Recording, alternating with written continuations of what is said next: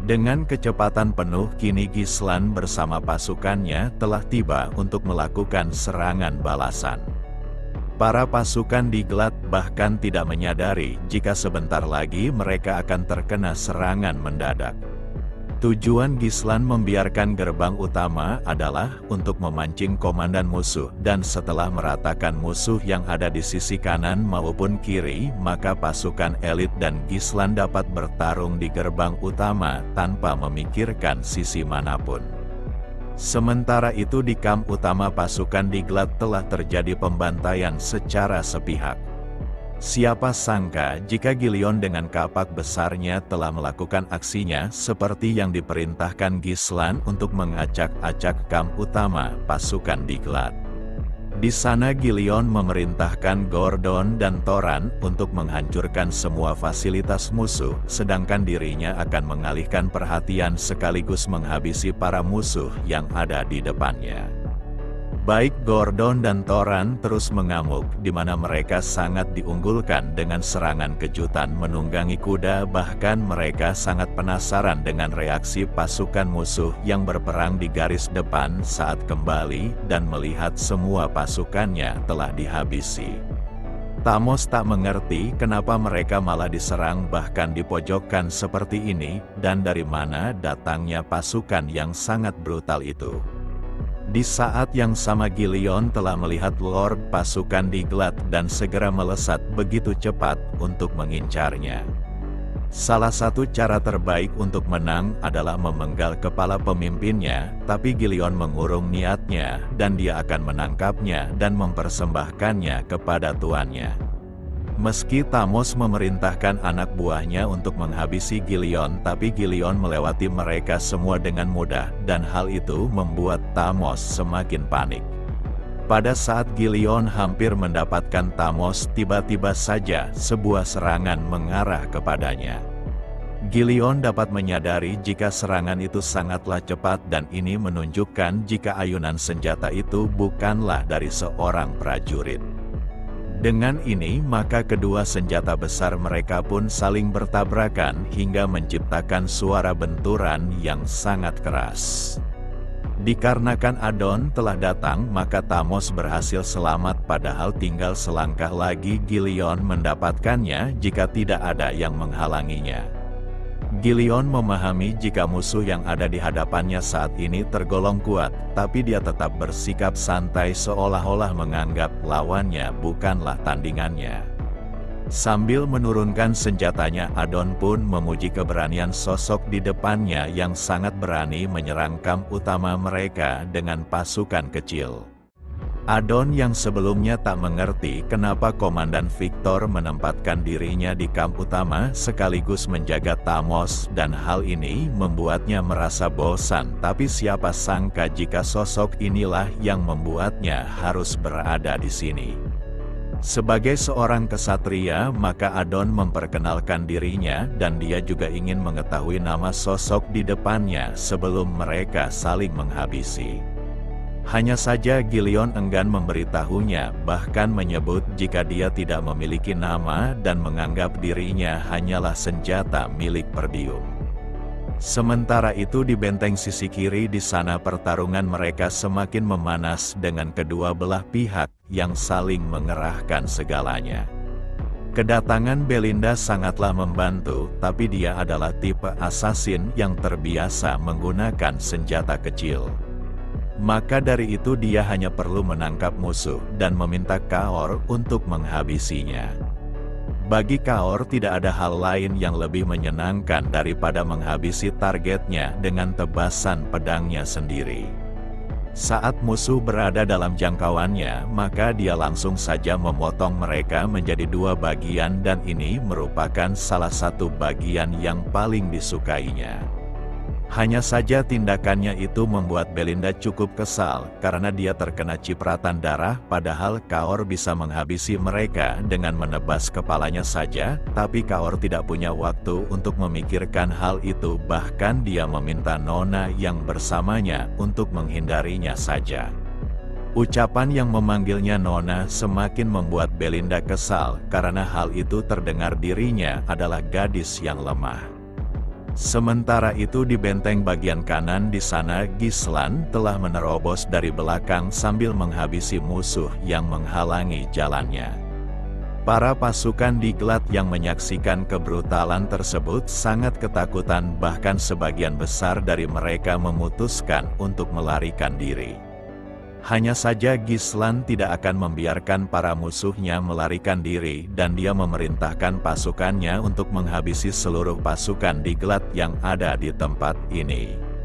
Langkah utama Gislan saat ini adalah menghancurkan menara pengepungan musuh, sebab hal itu dapat mengancam benteng Perdium diambil alih karena jumlah musuh yang banyak dan terus berdatangan.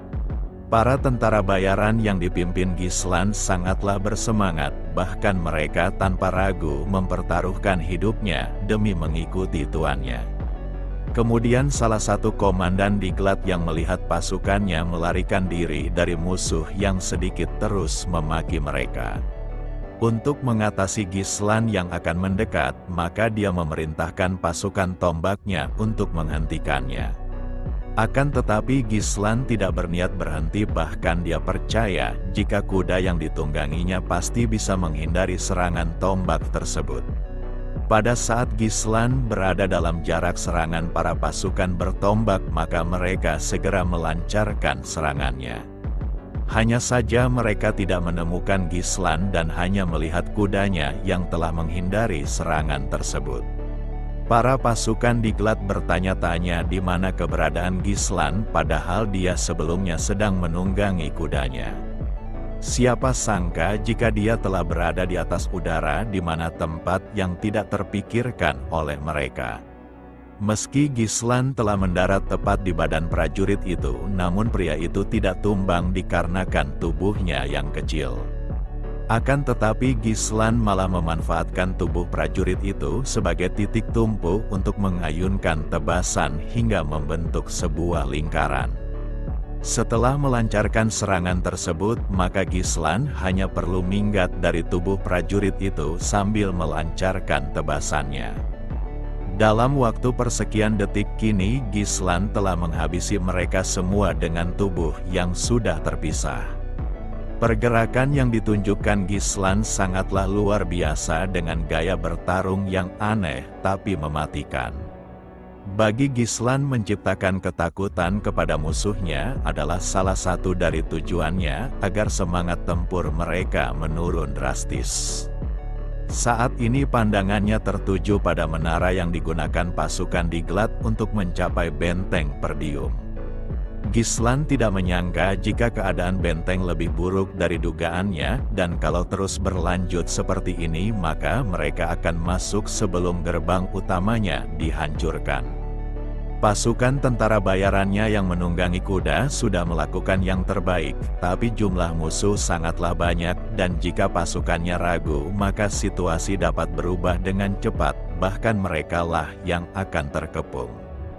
Di saat yang sama komandan musuh memerintahkan anak buahnya agar terus maju dan membuat Gislan sibuk karena menara pengepungan sudah berhasil terpasang dan sebentar lagi benteng utama Perdium pasti akan jatuh ke tangan pasukan Diklat.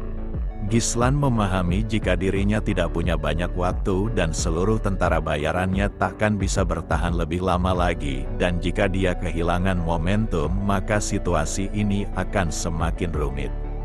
Maka dari itu dia akan terus berjuang dengan seluruh kemampuannya untuk menciptakan kemenangan, dan Gislan berjalan sambil menenteng pedangnya dengan gaya badasnya. Dalam waktu singkat sebuah tebasan dengan kecepatan tinggi langsung dilayangkan tepat di kepala targetnya. Dilihat dari manapun serangan itu sangatlah kuat, bahkan mampu membelah helm besi musuhnya hanya dengan satu ayunan pedang panjangnya. Prajurit Diklat yang melihat rekannya dihabisi sebelum melakukan serangan membuatnya semakin kesal dan langsung melancarkan serangan. Sebelum prajurit itu dapat melakukan serangannya, maka pedang Gislan lebih dulu menebas leher musuhnya. Setiap gerakan yang dilakukan Gislan hanya dikhususkan untuk menghabisi musuhnya secara instan. Dengan ini maka dia dapat menghemat waktu serta tenaganya untuk menghabisi musuh yang jumlahnya sangatlah banyak. Setelah menangkis serangan tersebut, kini Gislan menunjukkan salah satu tekniknya dengan melesat maju hingga pedangnya berada tepat di leher musuhnya. Walau terlihat sederhana, tapi ini adalah gaya bertarung Gislan yang telah ditempahnya dari ratusan ribu pertempuran hingga mendapat julukan Raja Tentara Bayaran. Melihat pasukan yang mencegahnya mendekati menara pengepungan telah dihabisi, maka mereka pun segera menembakinya dengan busur panahnya. Akan tetapi hal itu percuma disebabkan insting dan gaya bertarung Gislan tidak bisa tertebak dan sosoknya kini sudah tampak seperti malaikat pencabut nyawa.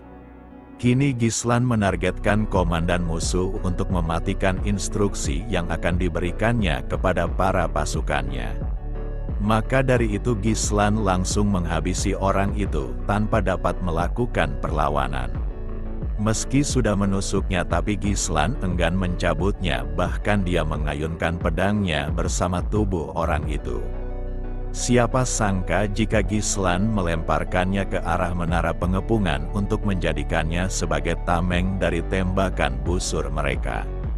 Tak hanya itu, bahkan dia juga melemparkan pedangnya di menara pengepungan dan hal itu membuat para prajurit seketika berhenti menembaknya karena berusaha melindungi diri. Di saat yang sama Gislan langsung menggunakan benang yang terbuat dari mana untuk menyambungkannya dengan pedang miliknya. Setelah mengaitkan benang mana, maka Gislan menjadikan pedangnya sebagai tumpuan agar dia dapat meluncur dalam waktu yang lebih cepat. Dengan bantuan benang mana dan momentum dari pijakannya, maka Gislan dapat terbang dengan cepat menuju menara pengepungan. Dalam waktu singkat Gislan telah sampai di menara pengepungan dengan memegang pedangnya, bahkan para prajurit itu belum sempat memasang anak panahnya. Kedatangan Gislan yang seperti malaikat kematian membuat mata para pasukan di Glat terbuka lebar akibat rasa takut yang mendalam. Kini Gislan akan mengayunkan pedangnya sekuat tenaga untuk menghancurkan menara pengepungan pasukan di Glat. Dengan mengayunkan pedangnya, maka Gislan akan menghancurkan menara pengepungan musuh demi mengurangi dampak terburuk kepada benteng Perdium. Hanya dengan satu tebasan pedangnya saja, Gislan dapat membelah menara tersebut hingga ke dasar tanah. Para pasukan di Glat yang menyaksikan itu tidak mengerti bagaimana seseorang bisa menghancurkan menara sebesar itu hanya dengan sekali tebasan. Sementara itu pandangan Victor tertuju pada suara besar dari kehancuran menara yang ditimbulkan Gislan. Dia menduga jika sosok yang dilihatnya saat ini adalah komandan pasukan Perdium yang telah bergerak di belakang mereka. Meski Victor menanyakan apakah gerbang yang ditargetkan belum hancur, tetapi pandangannya tak lepas dari sosok yang telah menghancurkan menara.